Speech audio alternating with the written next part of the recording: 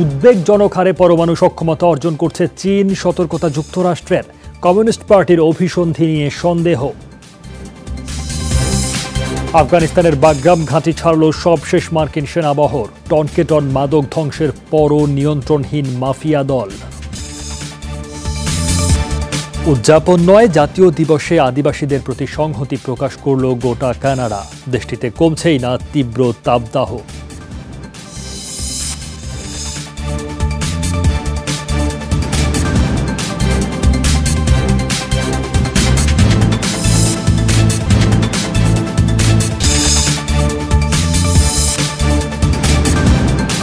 শিরোনামগুলো দেখছিলেন, এবার বিস্তারিত।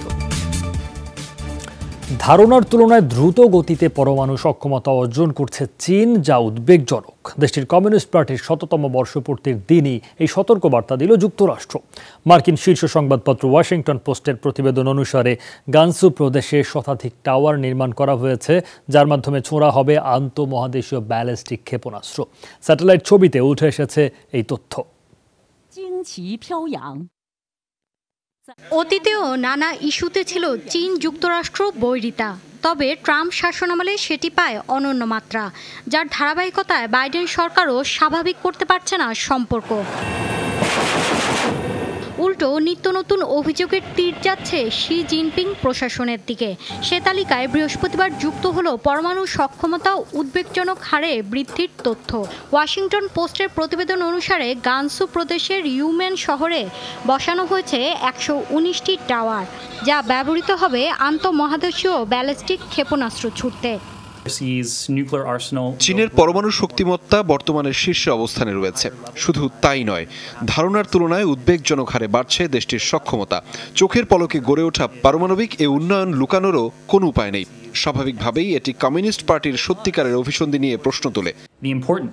চীনের অবশ্য দাবি, আন্তর্জাতিক পরিমণ্ডলে ভাবমূর্তি নষ্ট করার জন্যই যুক্তরাষ্ট্র দিচ্ছে মিথ্যা অপবাদ। স্নায়ুযুদ্ধ এবং মতাদর্শিক দ্বন্দ্বের কারণে চীন বিরোধী অবস্থান নিয়েছে যুক্তরাষ্ট্রের মতো পশ্চিমা দেশগুলো। তারা বাতাসের গতিতে মিথ্যা গুজব ছড়াচ্ছে, চীনের নামে করছে মানহানি। এর মাধ্যমে অন্যান্যদের চীন বিষয়ক চিন্তাভাবনার বিষ গুলিয়ে দিচ্ছে যুক্তরাষ্ট্র। বুধবারই ক্ষমতাসীন দল সিসিপি উদযাপন করেছে প্রতিষ্ঠার ১০০তম বার্ষিকী, যেখানে প্রধানমন্ত্রী শি জিনপিং হুঁশিয়ারি দিয়েছেন, চীনের ব্যাপারে নাক গলাতে এলে ঐতিহাসিক প্রাচীরে থেতলে দেওয়া হবে মাথা। মৌলি ইসলাম, যমুনা নিউজ। দীর্ঘ ২ দশক পর আফগানিস্তানের বাগরাম ঘাঁটি ছাড়ল মার্কিন সেনারা। শুক্রবার আফগানিস্তানে যুক্তরাষ্ট্রের অন্যতম বড় সামরিক ঘাঁটি থেকে সেনা সরিয়ে নেওয়া হয়। তালেবানের সাথে হওয়া শান্তি চুক্তির অংশ হিসেবেই এই সিদ্ধান্ত নেওয়া হয়েছে বলে জানান পেন্টাগন কর্মকর্তারা। আফগান যুদ্ধে মার্কিন নেতৃত্বাধীন বাহিনী এখান থেকেই তালেবান ও অন্যান্য জঙ্গিদের ওপর বিমান অভিযান চালাতো। লড়াইয়ের এক পর্যায়ে এই ঘাঁটিতে মার্কিন সেনার সংখ্যা ১ লাখ ছাড়ায়। ঘাঁটিটি এখন আফগান প্রতিরক্ষা মন্ত্রণালয়ের কাছে হস্তান্তর করা হবে।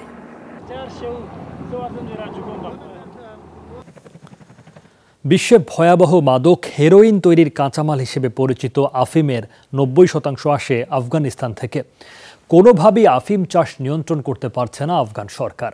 অভিযান চালিয়ে প্রতি বছরই ধ্বংস করা হচ্ছে শত শত টন মাদক।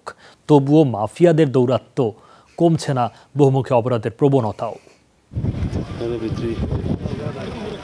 রাজধানীর কাবুল সহ আফগানিস্তানের বিভিন্ন শহরে অভিযান চালিয়ে জব্দ করা হয়েছে নামি দামি এসব মাদক, যার মধ্যে বেশিরভাগই হেরোইন তৈরির কাঁচামাল হিসেবে পরিচিত আফিম। রয়েছে গাঁজা, মদ, ইয়াবা সহ বিভিন্ন প্রকারের মাদক। অভিযানে জব্দ করা ৬৭ টন মাদক এদিন জ্বালিয়ে দেয় প্রশাসন। যে কোনো মূল্যে আফগানিস্তান থেকে মাদকের রাজ্য ধ্বংস করার হুঁশিয়ারি দিয়েছে জাতিসংঘ। ২০২১ থেকে ২৫ সাল পর্যন্ত আফগানিস্তান নিয়ে নতুন পরিকল্পনা করছি আমরা। অবৈধ মাদক, সংঘবদ্ধ অপরাধ এবং সন্ত্রাসবাদ নির্মূলে সরকারকে সব ধরনের সহায়তা করতে প্রতিজ্ঞাবদ্ধ রয়েছি। তথ্য বলছে, বিশ্বে যত আফিম সরবরাহ করা হয় তার ৯০% আসে আফগানিস্তান থেকে। দেশটির যেসব এলাকায় এই আফিমের চাষ হয় তার বেশিরভাগই সশস্ত্র গোষ্ঠী তালেবান নিয়ন্ত্রিত। তাই এর উৎপাদন নির্মূল করা অনেকটাই অসম্ভব। প্রতি বছরই উদ্বেগজনক হারে বাড়ছে অবৈধ এই ব্যবসার পরিসর। এই মাদকের নেটওয়ার্ক ছড়িয়ে পড়েছে বিশ্বের উন্নত দেশগুলোতেও। ফলে এসব মাফিয়া গ্যাংয়ের কারণে অভ্যন্তরীণ নিরাপত্তা আরও ঝুঁকিতে পড়েছে। আফগানিস্তানে আফিম চাষ অপরাধ হিসেবে বিবেচিত। তারপরও দরিদ্র কৃষকরা অর্থের জন্য এই আফিম বা পপি চাষে উৎসাহী হন। বছরে 5 থেকে 6 হাজার টন পর্যন্ত আফিম উৎপাদন হয় এশিয়ার দেশটিতে। অমিত হাসান রবিন, যমুনা নিউজ। কর ফাঁকির দায়ে অভিযুক্ত সাবেক মার্কিন প্রেসিডেন্ট ডোনাল্ড ট্রাম্পের প্রতিষ্ঠান এবং অর্থ বিষয়ক প্রধান অ্যালেন উইজেলবার্গ বৃহস্পতিবার জালিয়াতি এবং ব্যবসায়িক তথ্য গোপনের অভিযোগ আনা হয়েছে। তবে ডোনাল্ড ট্রাম্পকে ব্যক্তিগতভাবে এই অভিযোগে জড়ানো হয়নি। শুনানিতে উইজেলবার্গের বিরুদ্ধে কর ফাঁকির উদ্দেশ্যে $17 লাখ তথ্য গোপনের অভিযোগ দায়ের করা হয়। কৌশলীরা জানান, এর মাধ্যমে দীর্ঘ 15 বছর বাড়ি ভাড়া এবং শিক্ষা প্রতিষ্ঠানের ফি বাবদ সুবিধা ভোগ করেছেন তিনি। এদিকে পারিবারিকভাবে পরিচালিত ট্রাম্পের কোম্পানির আওতায় রয়েছে বেশ কিছু হোটেল, গলফ ক্লাব সহ অন্যান্য সম্পত্তি। তারা বই প্রকাশনা, টিভি শো এবং ভবন নির্মাণ ব্যবসার সাথেও জড়িত। কর ফাঁকির অভিযোগ ওঠার পরই ট্রাম্পের সাথে ব্যবসায়িক সম্পর্ক ছিন্ন করে নিউ ইয়র্ক শহর। যদিও সাবেক প্রেসিডেন্টের বক্তব্য রাজনৈতিক উদ্দেশ্য প্রণোদিত এই মামলা। গৌরব নয়, বরং জাতীয় দিবসে আত্মগ্লানিতে ভুগল কানাডা। গির্জা পরিচালিত পরিত্যক্ত স্কুলগুলোয় হাজারো আদিবাসী শিশুর দেহাবশেষ মেলায় বয়কট করা হলো কানাডা ডের উদযাপন। বরং বিক্ষোভের আগুনে ভস্মীভূত কমপক্ষে 10টি চার্চ, গুড়িয়ে দেয়া হলো রানী দ্বিতীয় এলিজাবেথ ও পোপ জন পলের ভাস্কর্য। পূর্বপুরুষের অপকর্মের দায়ভার কাঁধে নিয়ে প্রায়শ্চিত্তের প্রতিজ্ঞা করলেন সাধারণ কানাডীয়রা। অন্যরকম কানাডা ডে দেখলো বিশ্ববাসী। উৎসব উদযাপনে নয়, বরং নৃগোষ্ঠীদের প্রতি সংহতি প্রকাশের মাধ্যমে ভিন্নধর্মী জাতীয় দিবস পালন করলো কানাডা। এভরি চাইল্ড ম্যাটার এই স্লোগান ব্যানারে ভাসলো কানাডার প্রত্যেক সড়ক মহাসড়ক। আদিবাসীদের প্রতি সংহতি প্রকাশে সবাই পরেছিলেন কমলা রঙের টি শার্ট, যা ঐতিহ্য এবং তীব্র প্রতিবাদের ভাষা। ক্যাথলিক গির্জার যাজকরা হাজারো শিশুকে হত্যা করেছে। প্রকৃত সংখ্যা এখনো অজানা, কিন্তু আমরা বলতে চাই এটা পাপ, অন্যায়। অতীত সরকার যে গণহত্যা চালিয়েছিল তার প্রতিবাদেই এ সংহতি। আবাসিক পরিত্যক্ত স্কুলগুলোয় প্রতিদিনই মিলছে আদিবাসী শিশুদের দেহাবশেষ। তাদের পরিবারের কাছে গির্জা সরকার ক্ষমা প্রার্থনা করুক, এটাই চাওয়া। অবশ্য কয়েকটি স্থানে জ্বালিয়ে পুড়িয়ে দেওয়া হয় গির্জা, ভাঙচুর চালানো হয় রানী দ্বিতীয় এলিজাবেথ এবং পোপের ভাস্কর্যেও। তার আগেই জাতির উদ্দেশ্যে দেয়া ভাষণে প্রধানমন্ত্রী বলেন, উদযাপন নয়, বরং এবারে জাতীয় দিবস হোক প্রতিবাদের। ক্যাথলিক গির্জা পরিচালিত পরিত্যক্ত আবাসিক স্কুলগুলোয় শত শত আদিবাসী শিশুর দেহাবশেষ পাওয়া যাচ্ছে। প্রত্যেকের এই অপরাধ অবিচারের বিরুদ্ধে রুখে দাঁড়ানো উচিত, কারণ কানাডীয় হিসেবে আমরা সৎ থাকতে চাই। উজ্জ্বল ভবিষ্যতের দিকে এগিয়ে যেতে চাইলে অবশ্যই অতীত ভুল শোধরানো আমাদের কর্তব্য। গেল 1 মাসে কানাডা, ব্রিটিশ কলাম্বিয়া ও সাসকাচুয়ান রাজ্যের 3টি পরিত্যক্ত স্কুলে মিলেছে 1148 শিশুর দেহাবশেষ, যাদেরকে 19-20 শতাব্দীতে সভ্য করে তোলার নামে জোরপূর্বক পরিবার থেকে আলাদা করে পাঠানো হয় এসব আবাসিক স্কুলে, যাদের সিংহভাগই কখনো ফেরেনি পরিবারে। ধারণা করা হয় নিপীড়ন, অপুষ্টি আর রোগবালাইয়ে মৃত্যু হয় অন্তত 6000 শিশুর। মৌলি ইসলাম, যমুনা নিউজ। কমছেই না কানাডায় তীব্র তাপদাহ। 1 সপ্তাহে 500-র কাছাকাছি মৃত্যু দেখল দেশটি। শুক্রবারও ব্রিটিশ কলাম্বিয়া রাজ্যে 50 ডিগ্রি সেলসিয়াস তাপমাত্রা রেকর্ড করা হয়েছে। হিট স্ট্রোক এবং পানি শূন্যতায় ঘটছে প্রাণহানি। পরিস্থিতি নিয়ন্ত্রণে বন্ধ সব শিক্ষা প্রতিষ্ঠান এবং ভ্যাকসিনেশন সেন্টার। রাজ্যটির সীমান্তবর্তী ছোট্ট শহর লিউটনের 90% ঘরবাড়ি পুড়ে গেছে দাবানলে। সরিয়ে নেওয়া হয়েছে এখানকার বাসিন্দাদের। দাবানল দ্রুত ছড়িয়ে পড়ছে পূর্বাঞ্চলীয় আলবার্তা ও সাসকাচুয়ান রাজ্যে। এরই মধ্যে জারি করা হয়েছে সতর্কতা। তবে খোলা রয়েছে সুইমিং পুল, কুলিং সেন্টার এবং ইনডোর স্টেডিয়ামের মতো ঠান্ডা স্থাপনাগুলো। এদিকে 1965 সালের পর মার্কিন রাজ্য অরেগনের শহর পোর্টল্যান্ডে সর্বোচ্চ তাপদাহ অনুভূত হচ্ছে। বৃহস্পতিবারও রেকর্ড করা হয় 46.6 ডিগ্রি সেলসিয়াস তাপমাত্রা। 1 মাসে 3য় দফা অস্ত্রবিরতি লঙ্ঘন করে গাজায় আবারও বিমান হামলা চালিয়েছে ইসরায়েল। শুক্রবার ভোরে চালানো হয় এই হামলা। ইসরায়েলি প্রতিরক্ষা মন্ত্রণালয় জানায়, গাজায় হামাসের অবস্থান ছিল তাদের মূল টার্গেট। অবরুদ্ধ উপত্যকা থেকে বিস্ফোরক ভর্তি বেলুন পাঠানোর জবাবে এই হামলা করা হয়েছে। যদিও হামলার ব্যাপারে এখনও কোনো মন্তব্য করেনি হামাস। এর আগে 10 মে গাজায় বিমান হামলা শুরু করে ইসরায়েল। 11 দিনের বর্বরতায় 289 ফিলিস্তিনি নিহত হন। পরে মিশরের মধ্যস্থতায় 21 মে অস্ত্রবিরতি কার্যকর হলে শান্ত হয় পরিস্থিতি।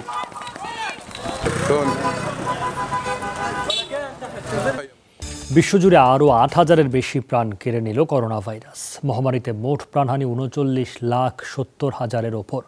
বৃহস্পতিবার নতুনভাবে শনাক্ত হয়েছে 4,23,000-এর মতো মানুষ। দৈনিক মৃত্যু সংক্রমণের শীর্ষে ব্রাজিল।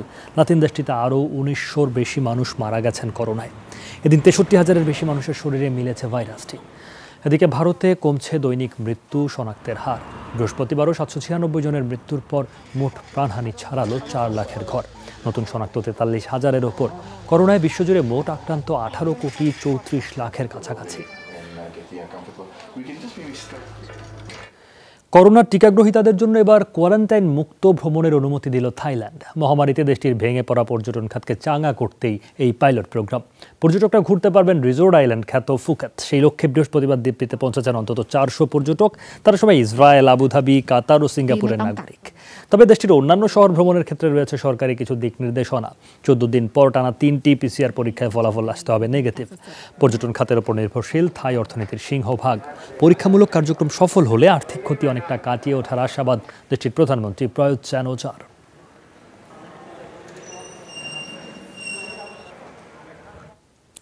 ইউরোপীয় ইউনিয়নের 7 দেশের অনুমোদন পেল ভারতে উৎপাদিত করোনা টিকা কোভিশিল্ড। ফলে এই টিকা গ্রহীতাদের দেশগুলো ভ্রমণে রইল না কোনো বাধা। আন্তর্জাতিক বিভিন্ন গণমাধ্যম জানায়, অস্ট্রিয়া, জার্মানি, গ্রিস সহ আয়ারল্যান্ড, স্লোভেনিয়া, এস্তোনিয়া ও স্পেনে অনুমোদন পেল কোভিশিল্ড। এর আগে 4টি টিকাকে সবুজ সংকেত দিয়েছিল ইইউর ওষুধ বিষয়ক সংস্থা। তবে সে তালিকায় ছিল না ভারতের সেরাম ইনস্টিটিউটের টিকা। এর আগে ইইউর সাথে আলোচনায় বসে ভারত। কোভিশিল্ডকে ছাড়পত্র না দিলে জোটের কোনো ভ্যাকসিনকে অনুমোদন দেয়া হবে না, এমন হুঁশিয়ারি দেয় ভারত। এরপরই দেশগুলোর পক্ষ থেকে এলো টিকা অনুমোদনের ঘোষণা। করোনার 2 ডোজ ভ্যাকসিন ডেল্টা ভ্যারিয়েন্টের বিরুদ্ধে সুরক্ষা দিতে সক্ষম। বৃহস্পতিবার এই তথ্য জানিয়েছেন ইইউর ওষুধ নিয়ন্ত্রক সংস্থা ইউরোপিয়ান মেডিসিনস এজেন্সি ইএমএ। বলা হয়, ইইউতে অনুমোদন পাওয়া ফাইজার, বায়োএনটেক, মডার্না, অ্যাস্ট্রাজেনেকার সবগুলোই ডেল্টা ভ্যারিয়েন্টের বিরুদ্ধে কার্যকর। এছাড়া জনসন অ্যান্ড জনসন পূর্ণাঙ্গ 1 ডোজই সুরক্ষা নিশ্চিত করবে। ইএমএর ভ্যাকসিন কৌশল প্রধান মার্কো কাভালেরি জানান, ডেল্টা ভ্যারিয়েন্টের দ্রুত ছড়িয়ে পড়ায় আরও বেশি সচেতন তারা। বলেন, এই মুহূর্তে ইইউতে অনুমোদিত 4টি ভ্যাকসিন এবং সংক্রমিতদের ওপর গবেষণা চালিয়ে এই তথ্য প্রকাশ করা হয়েছে।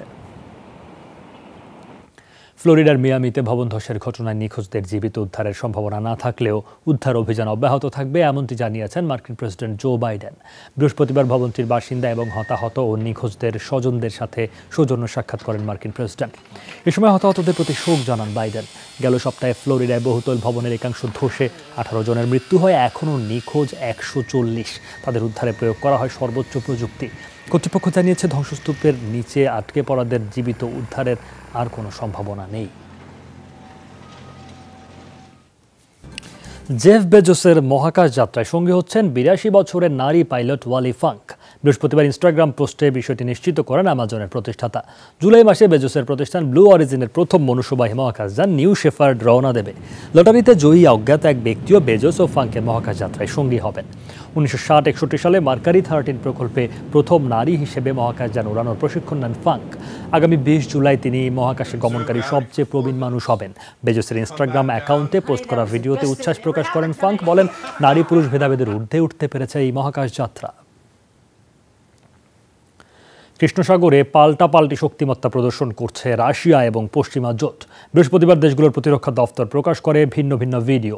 মূলত যুক্তরাষ্ট্র, ইউক্রেন সহ 30টি দেশের ঐক্যবদ্ধ মহড়ার পাল্টা জবাব দিতেই এই পদক্ষেপ। যুদ্ধজাহাজ থেকে ছোড়া হয় গোলাবারুদ। এর আগেই সোমবার মস্কোর আপত্তি উপেক্ষা করে কৃষ্ণসাগরে 2 সপ্তাহব্যাপী মহড়া শুরু করে 30টি দেশ, যাতে অংশ নিয়েছে আধুনিক প্রযুক্তি সম্পন্ন সব যুদ্ধজাহাজ এবং 40টির মতো যুদ্ধ বিমান। ব্রিটেনের যুদ্ধজাহাজ ঘিরে বুধবারও রাশিয়ার সাথে চলে দেশটির বাগবিতণ্ডা।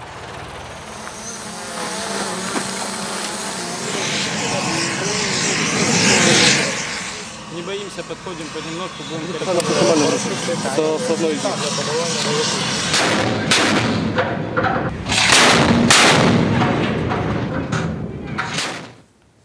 লিবিয়ার কোস্টগার্ডের বিরুদ্ধে উঠল অভিবাসন প্রার্থী বোঝাই নৌযানে গুলি করার গুরুতর অভিযোগ। বৃহস্পতিবার চাঞ্চল্য করে ভিডিও প্রকাশ করে জার্মান এনজিও সিবার্ড। পর্যবেক্ষক সংস্থাটির বিমান থেকে ধারণকৃত ফুটেজে স্পষ্ট কোস্টগার্ডের জাহাজটি উদ্ধারের জন্য নয়, বরং তাড়া করছিল ছোট্ট নৌযানটিকে। একই সাথে ভূমধ্যসাগরে ভাসমান নৌকাটিকে লক্ষ্য করে গুলি ছুঁড়ছিল।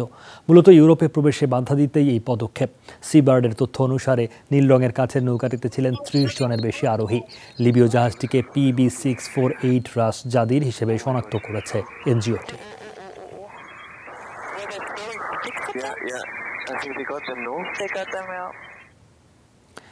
গ্রামের রাস্তায় বিশাল আকার কুমির। ভারতের কর্ণাটক রাজ্যে এই ঘটনায় রীতিমতো ছড়িয়েছে বিভীষিকা।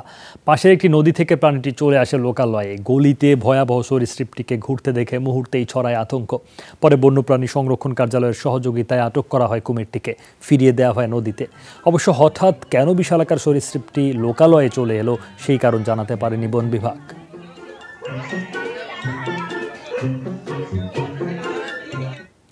গরমের তীব্রতা থেকে বাঁচতে ব্যতিক্রমী উদ্যোগ নিয়েছে ইতালি। গ্রীষ্মকালে পাহাড়ে জমে থাকা বরফ যাতে গলে না যায় সেজন্য তাঁবু তৈরির মোটা কাপড়ে ঢেকে দেওয়া হচ্ছে হিমবাহ। এই কাজে অংশ নিচ্ছে দেশটির ট্রেন্টো সায়েন্স মিউজিয়ামের একদল কর্মী। যতদূর চোখ যায় শুধুই শুভ্র তুষার। শীতকাল শেষ হলে এই স্নিগ্ধতার দেখা মিলবে না, পড়তে হবে ভয়াবহ গরমের কবলে। তাই শীত শেষ হলেও যেন বরফের অস্তিত্ব টিকিয়ে রাখা যায়, সেজন্য উদ্যোগ নিয়েছে ট্রেন্টো সায়েন্স মিউজিয়াম কর্তৃপক্ষ। ইতালির উত্তরাঞ্চলে হিমবাহের 1,20,000 বর্গমিটার এলাকা বিশাল মোটা চাদরে ঢেকে দিয়েছে এই কর্মীরা। তারা বলছেন গরমের সময়ও 70% পর্যন্ত বরফ ধরে রাখা যাবে এই পদ্ধতিতে।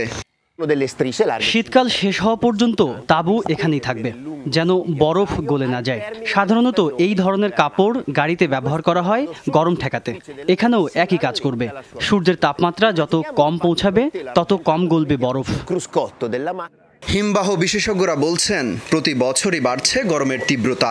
এরই মধ্যে ইউরোপের বিভিন্ন দেশে রেকর্ড দাবদাহে বাড়ছে মৃতের সংখ্যা। তাই আগে ভাগেই নেওয়া হচ্ছে প্রস্তুতি। কানাডা সহ অন্যান্য শীতপ্রধান দেশে যেভাবে গরম পড়েছে তাতে এই পদ্ধতি ছাড়া উপায় দেখছে না। জলবায়ু পরিবর্তনের প্রভাবেই এমনটা হচ্ছে। তাই আমরা যেন গরমের সময়ও কিছুটা বরফ ধরে রাখতে পারি, তাই এই পদক্ষেপ। তাদের প্রত্যাশা এই বরফ সংরক্ষণের মাধ্যমে গরমের সময় কিছুটা কমানো যাবে তাপমাত্রা।